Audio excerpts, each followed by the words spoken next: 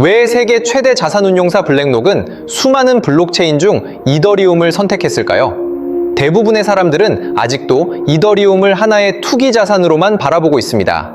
하지만 월가의 시선은 완전히 다릅니다. 그들에게 이더리움은 미래 금융 시스템의 정산 레이어, 즉 금융의 도로에 가깝습니다. 지금부터 자세히 알아보겠습니다. 지금 화면에 보이는 이 차트는 실물자산 토큰화, 즉 RWA가 실제로 어느 블록체인 위에 존재하고 있는지를 보여주는 데이터입니다. 이 자료는 전망이나 추정이 아니라 이미 온체인에 올라가 있는 실물자산만 집계합니다. 먼저 왼쪽 그래프를 보겠습니다.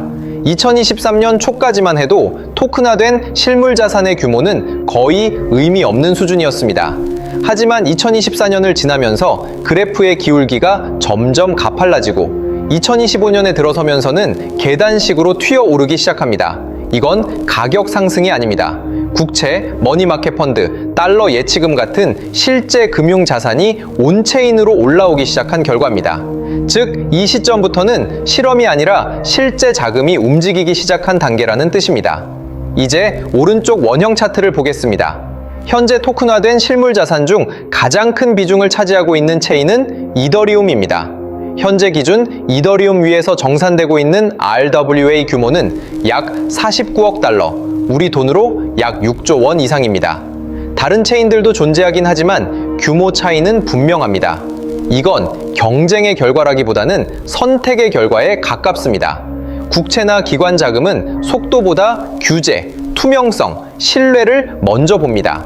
그래서 실제 금융자산은 가장 오래 검증된, 가장 규제 친화적인, 그리고 글로벌 기관들이 이미 사용 중인 이더리움 위로 올라오고 있는 겁니다.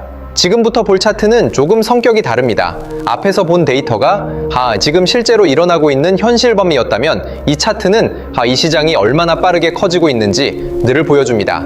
2024년 기준 자산 토큰화 시장 규모는 약 1026억 달러입니다. 그런데 2025년에는 1474억 달러로 급격히 증가합니다. 이 구간이 중요한 이유는 단순한 성장 때문이 아닙니다. 이 시점부터 파일럿과 테스트 단계를 넘어 실제 금융자산이 본격적으로 시장에 유입되기 시작했기 때문입니다. 이후 2026년, 2027년, 2028년으로 갈수록 막대의 기울기는 완전히 달라집니다. 2029년에는 시장 규모가 약 5,454억 달러, 우리 돈으로 700조 원 이상으로 전망됩니다. 차트에 표시된 CARG 38.7%라는 숫자는 매년 평균 38.7%씩 복리로 성장한다는 의미입니다. 글로벌 GDP 성장률이 2에서 3% 수준이라는 점을 감안하면 이건 하나의 산업 성장이라기보다 금융 인프라가 이동 중이라는 신호에 가깝습니다. 그렇다면 질문이 하나 생깁니다. 이게 정말 현실에서 작동하고 있느냐입니다. 지금 화면에 보이는 이 그림은 블랙록이 출시한 이더리움 기반 머니마켓 펀드, 빌드 펀드의 실제 구조도입니다. 가장 왼쪽에는 블랙록이 있습니다. 블랙록은 이 펀드의 운용사로서 투자 전략을 설계하고 자산을 실제로 관리합니다. 즉, 이건 블록체인 스타트업이 만든 실험이 아니라 세계 최대 자산운용사가 만든 정통 머니마켓 펀드입니다. 위쪽에는 SEC 등록 명의계서 대리인 세큐리타이즈가 있습니다. 이 기관은 법적 등록, 투자자 관리, 증권 규제 준수를 담당합니다. 빌드 펀드는 규제를 피해간 상품이 아니라 미국 증권 규제 체계 안에서 정식으로 발행된 토큰화 펀드입니다. 가운데에는 빌드 펀드 토큰이 있습니다. 이 토큰은 실제 머니마켓 펀드 지분을 1대1로 나타내는 디지털 증권이고 이더리움 위에서 발행되고 이동하고 정산됩니다. 즉, 펀드의 장부 역할을 이더리움이 대신 수행하고 있는 구조입니다. 오른쪽에는 빌드 펀드 투자하는 미국 당위 국채 T빌즈가 있습니다. 국채에서 발생하는 이자는 펀드 수익으로 귀속되고 그 수익은 토큰 보유자에게 온체인으로 반영됩니다. 아래쪽에는 USDC와 서클이 있습니다. 투자자는 달러 대신 USDC로 빌드 토큰을 매수하고 USDC는 온체인 결제 수단 역할을 합니다. 즉, 운용은 블랙록, 결제는 USDC, 정산과 기록은 이더리움이 맞는 구조입니다. 마지막으로 볼 차트는 이 구조가 전 세계로 확산될 경우를 가정한 장기 전망입니다. 출처는 BCG와 ADDX가 공동으로 발표한 자산 토큰화 예측 자료입니다. 2022년 토큰화된 자산 규모는 0.31조 달러에 불과했습니다.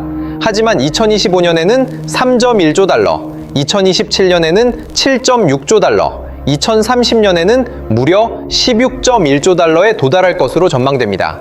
이건 단순한 성장 곡선이 아닙니다. 주식, 채권, 펀드, 부동산 같은 기존 금융의 핵심 자산들이 그대로 토큰화 대상이 된다는 의미입니다.